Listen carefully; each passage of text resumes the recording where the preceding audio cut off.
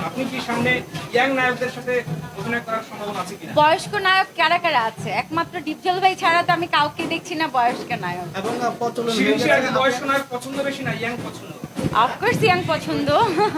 শোনেন, আর আমাদের রজনীকান্ত দাদা, যারা ভারতের একজন ফেমাস অভিনেতা রজনীকান্ত, সো ওনার সাথেও কিন্তু ঐশ্বরিয়া কাজ করেছে, এখনও উনি হিরো। সো আমি মনে করি যে ডিপজল ভাই আমাদের বাংলাদেশের সেরকমই একজন অভিনেতা। আর ডিপজল ভাই যখন আমাকে অফার করেছিল, ওনার গল্পটা আমার খুব ভালো লেগেছিল, সো এই জন্য আমি কাজ করেছিলাম। আর ডিপজল ভাই ছাড়াও কিন্তু আমি সবার সাথেই কাজ করছি। রিসেন্ট আমার সাইমনের সাথে একটি ছবি রিলিজ হলো, শেষবাজি। তো সাইমনের সাথে কাজ করছি।